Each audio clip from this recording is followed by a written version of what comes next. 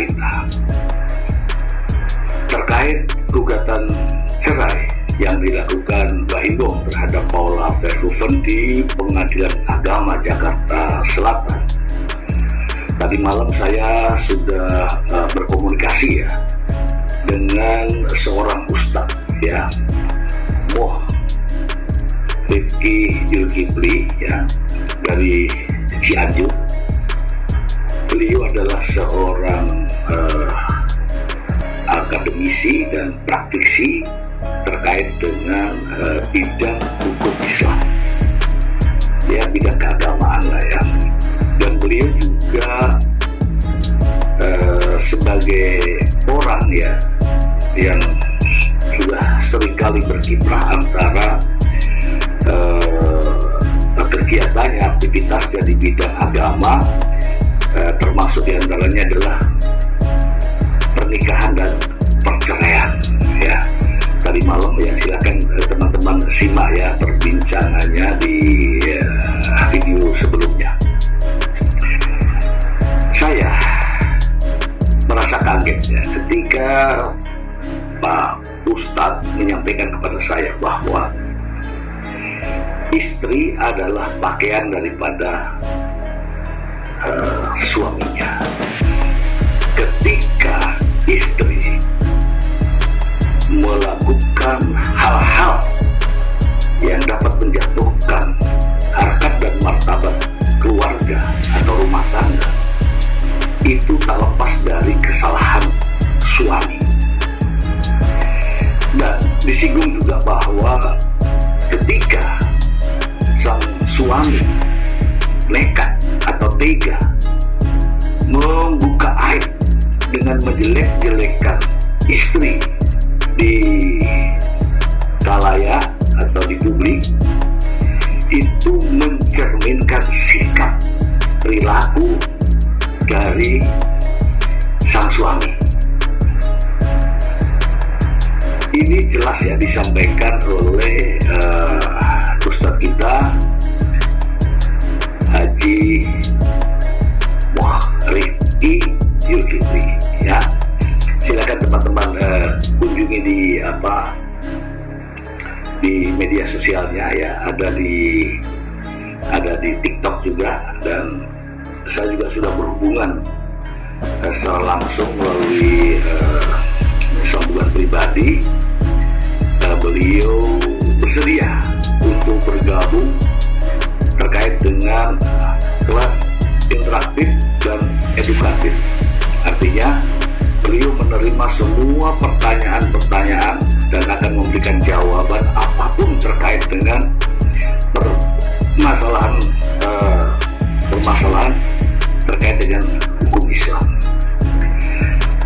Sebelum lanjut ke sana, saya masih ingin mengulik ya tentang Mbak Imbong ya. Ada dua berita ya. Yang pertama saya akan bacakan untuk Anda, lalu kita akan bahas dari sumbernya langsung ya.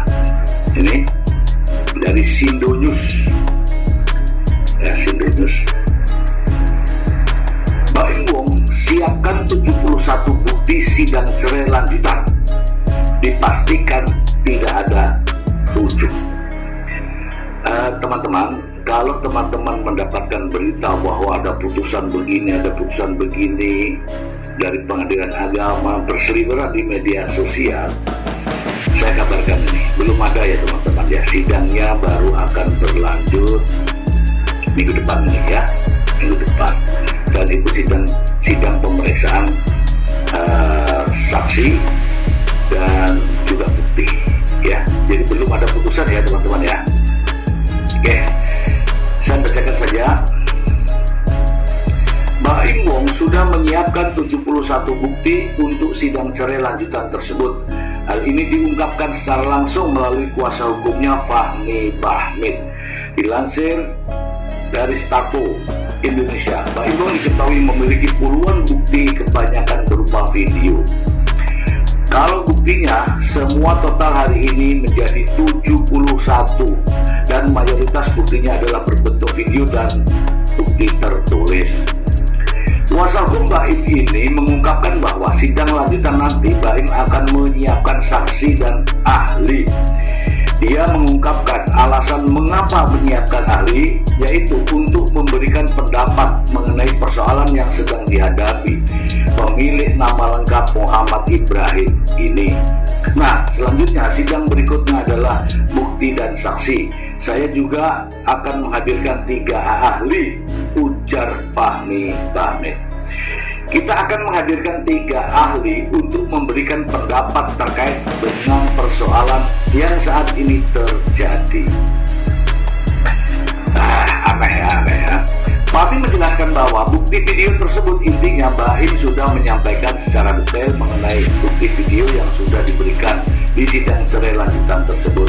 Yang jelas Muhammad Ibrahim menyampaikan bahwa video ini terkait apa ya semua secara mendetail dia sudah sampaikan.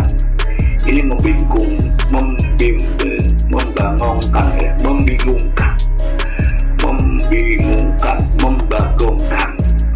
Dengerin. Yang jelas Muhammad Ibrahim menyampaikan bahwa video ini terkait apa dan terkait apa. Semua secara mendetail dia sudah sampaikan, ujar Fahmi Bahmid.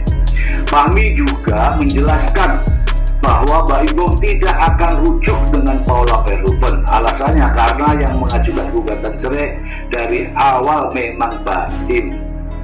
Jika Baim ingin rujuk maka tinggal cabut gugatan saja. Tetapi memang sampai sekarang Baim Bong terus lanjut untuk menyelesaikan proses perceraiannya. Ini kalau saya nggak salah dibilang sih mustahil gitu ya. Yang mengajukan gugatan cerai itu adalah Muhammad Ibrahim. Jadi mustahil dia ingin melakukan yang selama ini damainya ditolak. Ingin damai, ingin rujuk, itu semuanya adalah mustahil, ucap Fahmi.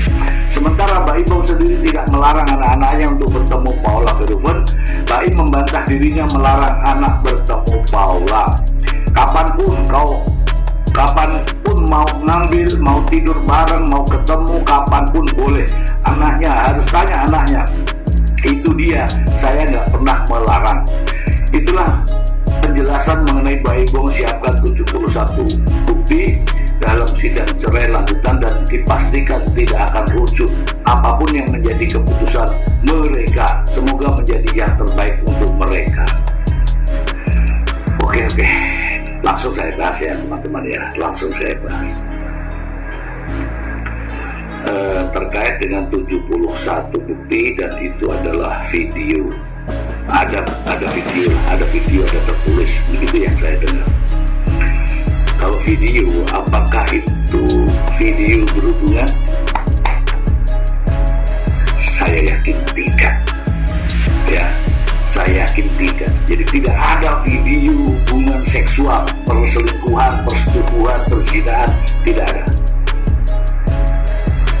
Saya meyakini itu. Kalau ada, pasti sudah beredar. Zaman digital kan. Jadi saya meyakini apapun yang diungkapkan dari pengacara bahwa adanya 71 bukti berupa video yang berkaitan dengan yang berkaitan, percayalah, saya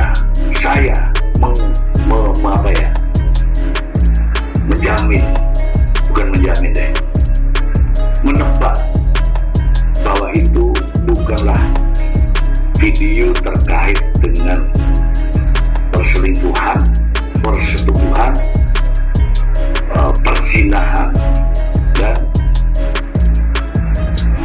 seksual. Saya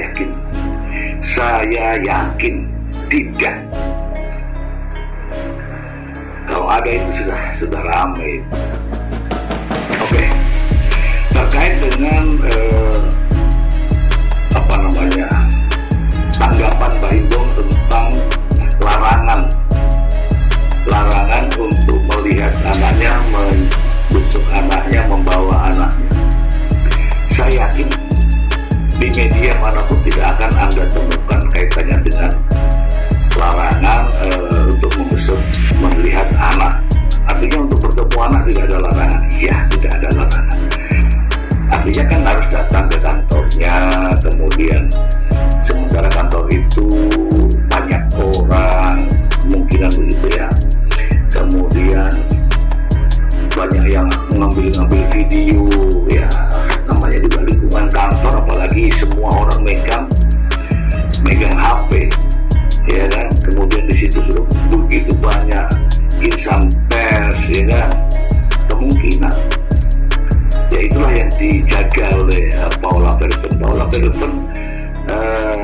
saat ini memang sering tampil ya, ada terlihat di televisi dan juga di media sosial, tapi hal-hal yang kegiatan aktivitasnya ya, bukan yang privat ya.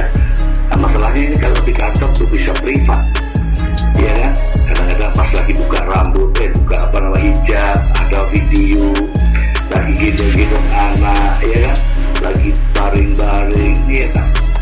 Artinya apa? Privasinya tidak terjamin. Nah, begitu aja lah intinya. Serba nggak enak. Oke? Kembali lagi ya, terkait dengan 71 bukti, saya mohon maaf ya, saya teramat sangat tidak yakin. Nah, gitu ya. Semalam saya sudah komunikasi dengan Pak Ustadz ya, Mo Rifki Zulkifli ya. Silakan teman-teman kunjungi di akun media sosialnya. Beliau menjelaskan bahwa untuk apa bukti banyak-banyak kalau hanya sekedar mempermalukan. Intinya ada saksi ya kan, ada bukti sudah cukup. Artinya 2 saksi bukti, mama ini disiapkan 10 dipublikasikan, 10 saksi dipersiapkan, 3 ahli dipersiapkan, kemudian sudah ditambah 71 bukti, itu masih kurang. Ini sering ke model apa ini saya bilang ya. Tapi saya yakin apapun, berapapun jumlahnya, bentuknya, bukti apapun, kalau tidak ada hubungan persetubuhan, hakim juga akan memberikan penilaian. Dan yakinlah bahwa hakim tidak yakin.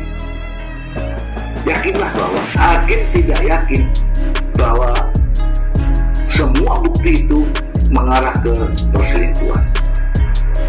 Hakim tidak yakin coba ya. Bukan persoalan kuantitas, tetapi persoalannya adalah kualitas saksi itu sendiri, kualitas bukti itu sendiri. Berapapun jumlah bukti, kalau kualitasnya rendah, kalau tidak memiliki nilai petunjuk, tidak memiliki nilai pembuktian, nah untuk apa? Gitu ya. Oke. Ini dari satu berita yang ini ya. Kita lanjut saja langsung tidak pakai jeda ya. Saya langsung bacakan dari sumbernya, no edit ya, no skip, no edit ini. Dari mana nih? Pikiran Rakyat. Sikap Paula Verhoeven menjadi sorotan. Mbak Imbong jelaskan alasan video call anak jarang terjadi. Ini begini ya, ini yang saya terkait di depan tadi. Ini berkunjung jadi konten, video call jadi konten. Ya kan, teman-teman lihat sendiri kan? Iya kan? Nelpon istrinya saja jadi konten. Video call istrinya jadi konten. Ini banyak. Itulah yang apa namanya? Dihindari oleh Paula Verhoeven. Video call istrinya jadi konten. Video telepon jadi konten. Nah, kita bacakan aja lah. Aktor Mbak Imbong kembali menjadi sorotan publik setelah mengungkapkan bahwa istrinya Paula Verhoeven jarang melakukan video call dengan anak-anak mereka. Hal ini diungkapkan Mbak Imbong saat ditemui di Pengadilan Agama Jakarta Selatan Rabu 4 Desember 2024. Dalam keterangannya, Mbak Im mengaku heran dengan sikap Paula yang terlihat enggan untuk berkomunikasi dengan anak-anak mereka melalui panggilan video. Menurut Mbak Im, ia telah memberikan kebebasan sepenuhnya pada Paula untuk berhubungan dengan anak-anak mereka kapan saja. Mbak Im menjelaskan bahwa salah satu alasan Paula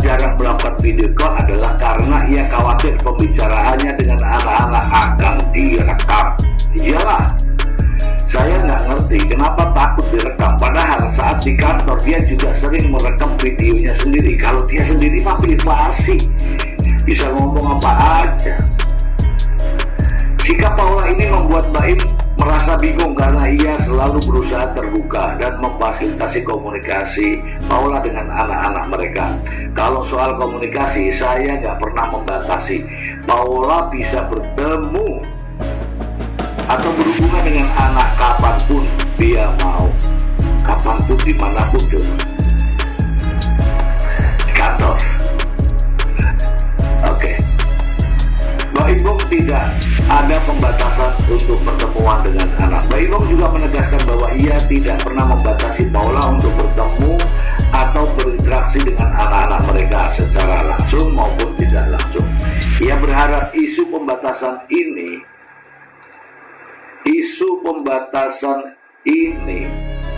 tidak berkembang menjadi spekulasi yang keliru di masyarakat. Saya ingin klarifikasi, jangan ada lagi pemberitaan yang menyebutkan saya membatasi Paula untuk bertemu anak-anak. Itu tidak benar. Saya selalu terbuka untuk Paula kapanpun dia ingin berkomunikasi. Meski tengah menjalani proses perceraian, Mbak Imbong menekankan bahwa ia ingin berhubungan antara dirinya dan Paula tetap berjalan baik, terutama demi kepentingan anak-anak mereka. Ia berharap proses hukum yang sedang berlangsung dapat segera selesai tanpa menciptakan konflik baru. Saya ingin semuanya baik-baik saja. Perceraian ini jangan sampai merugikan anak-anak. Saya ingin anak-anak tetap bisa mendapatkan kasih sayang dari kedua orang tuanya tanpa ada batasan, imbuhnya. Oke, kita bahas di sini ya. Ini ada kata-kata yang kontra ini.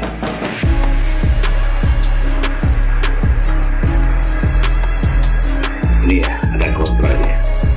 Saya ingin klarifikasi, jangan ada pemberitaan yang menyebutkan anak saya membatasi Paula untuk bertemu anak-anak. Itu tidak benar. Saya selalu terbuka untuk Paula kapanpun dia ingin berkomunikasi. Oke, saya sampaikan di sini ya. Bahasa ini memang enak didengar, tetapi kalau melihat dari konferensi pers yang disampaikan Mbak Imbong dan juga pengacaranya, justru pengacaranya mengatakan bahwa anak-anak nyaman di bapaknya. Itu kan menimbulkan persepsi. Ini yang di media itu yang ini. Jadi anak-anak merasa nyaman di bapaknya sehingga menuntut hak asuh anak. Itu disampaikan, banyak kok jejak digitalnya. Sehingga seolah-olah masyarakat itu berpersepsi bahwa anak-anaknya ke Mbak Imbong, anak-anaknya jarang bertemu Paula. Satu. Jadi yang menimbulkan persepsi publik adalah justru pernyataannya sendiri. Sekarang ini berbalik pernyataannya. Saya ingin ya, ini tadi saya ingin klarifikasi ya itu. Nah, oke, itu publik sudah tahu dari awal. Kemudian pengacaranya juga menyampaikan bahwa anak-anaknya lebih nyaman dengan Mbak Imbong. Ya kita lihat aja di rumahnya, begitu kan? Silakan pengacaranya kalau mau lihat, kan ada berita itu. Silakan Pak Hakim, silakan lihat. Oke. Sekarang sama juga teman-teman, silakan teman-teman anaknya dikasih mainan, semua mainan ada. Katakanlah kasih handphone lah ya, yang film kartun lah. Taruh di situ, temani sama bapaknya, nyaman sama bapaknya itu. Kenapa? Boleh main. Nyaman, karena apa? Ditemani main. Nyaman karena apa? Ada permainan. Tapi apakah nyaman dengan permainan itu saja hidup itu? Kan tidak. Itu loh teman-teman. Jadi kalau teman-teman teman-teman sudah berumah tangga, sudah berkeluarga, teman-teman duduk sama anak, kasih dia HP, perlihatkan game-game yang menarik buat anak. Lagi main kan dia, tiba-tiba ibunya panggil. Coba saja ibunya panggil, misalnya ini namanya Andi ya, Andi makan, mau ikut ibunya apa tetap sama bapaknya? Pasti tetap sama bapaknya. Kenapa? Karena nyaman main. Kalau ke ibunya suruh makan, suruh tidur, itu loh maksudnya. Jadi jangan melihat situasi itu dari satu posisi saja, harus dilihat dari oh begini ya.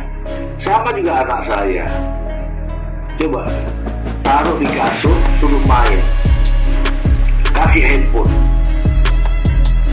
main dia sampai jam berapapun dia nyaman, dia main. Coba sekali lagi bapaknya memberikan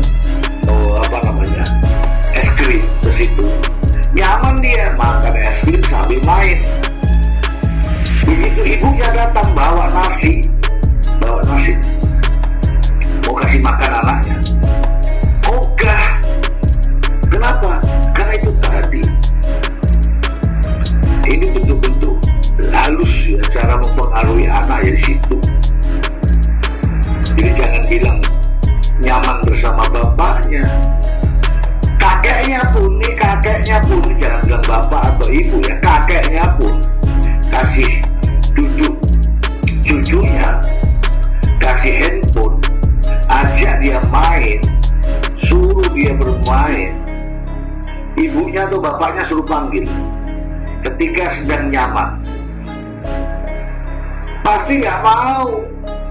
Itulah, jangan mengukur kenyamanan itu pada saat-saat itu, saat-saat sedang main. Pikirannya harus lebih panjang lah, lebih jauh ya. Saya itu mendengar lebih nyaman dengan Pak Imbong itu saya gak yakin. Jadi saya tadi malam nih ngobrol sama Pak Ustadz ya, anak berusia di bawah 5 tahun itu belum tahu mana yang nyaman, mana yang tidak nyaman, mana yang baik, mana yang buruk, belum. Itu dalam undang-undangnya ada. Dia mengatakan jadi ketika anak masih di bawah umur belum bisa menilai mana yang baik, mana yang buruk. Udah itu secara umum, gak usah ditafsirkan sendiri-sendiri. Ini kan pengacaranya kan nyaman. Iya nyaman karena semua permainan ada, semua wahana ada, semua robot-robot ada, semua mobil-mobil ada. Itu nyaman. Tapi anak-anak disuruh bermain terus begitu, nyaman kan? Tapi baik gak untuk anak? Harus juga ada hal-hal lain ya. Misalnya ya makan, bubuk siang, minum susu, cerita yang lain, main yang lain, iya kan? Jangan dibilang nyaman. Okelah, mudah-mudahan dipahami ya teman-teman. Itu yang saya bikin gemes itu ya. Kemudian terkait dengan video call, kenapa nggak mau video call? Ya tahu sendiri ya teman-teman ya, Mbak Imbong itu ada tim kreatornya. Mbak Imbong itu ada apa ya,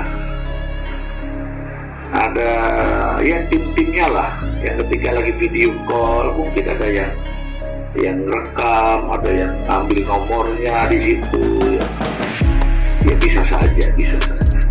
Itu membuat Paula tidak nyaman ketika berhubungan dengan apalagi dengan anak-anaknya, apalagi situasi sekarang ini.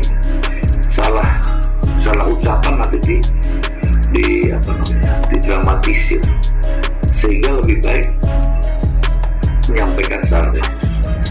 Apalagi kan suasananya di kantor. Cobalah kalau memang ada kebebasan, mamanya tinggal di mana nih, ibunya tinggal di mana nih, tinggal di apartemen katakanlah gitu, atau tinggal di rumah, antarkan ke sana, main ya 3 hari sama mamahmu, aman itu.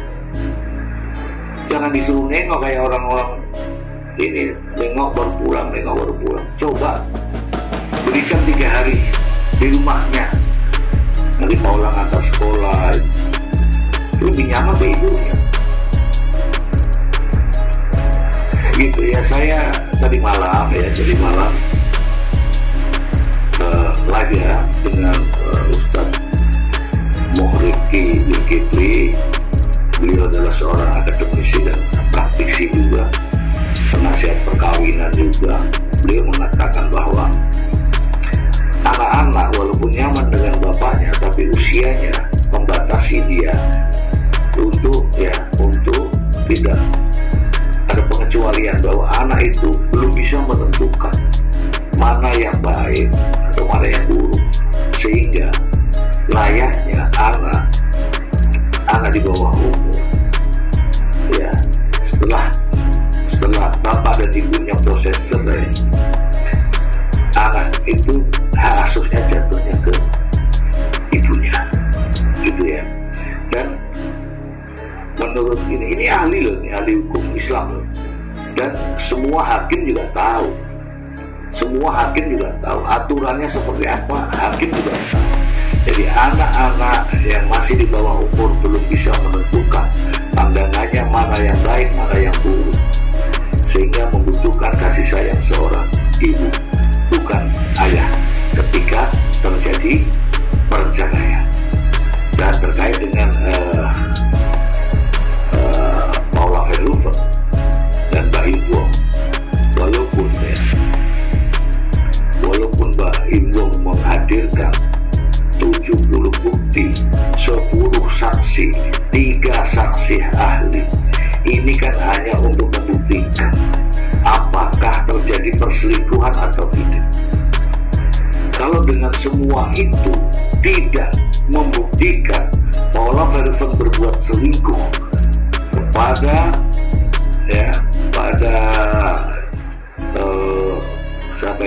bersama dengan Niko Surya itu, tudingan selingkuh akan hangus. Kalau masalah cerai karena sudah talak kan. Kalau pria sudah menolak kemudian di pengadilan cerai, tapi perselingkuhan itu tidak mudah untuk membuktikan. Saya yakin putusannya nantinya itu antara Mbak Imbong dan Paula Verhoeven sah cerainya, antara hak asuh anak diserahkan kepada ibunya, perselingkuhan tidak terjadi. Ya, itu prediksi saya. Entah berapapun buktinya, kalau tidak terjadi perselingkuhan yang ditudingkan ini kan hanya untuk menghalang-halangi terkait dengan hak asuh anak. Jadi perselingkuhan yang digembar-gemborkan ini, yang ditudingkan kepada Paula Verhoeven, hanya untuk menahan atau memperebutkan hak asuh anak. Selebihnya tidak ada. Kepentingannya tudingan selingkuh ini untuk menuntut hak asuh anak, bukan yang lain. Kata Ustadz saya ini bingung, ini sebagai model apa ya sampai menghadirkan 71 bukti, ya kan, 10 saksi, apalagi ada ahli katanya. Kata Ustadz ini aneh gitu ya, aneh. Saya juga sudah bilang bahwa dengan menghadirkan 71 bukti tidak akan membuktikan perselingkuhan, justru membuktikan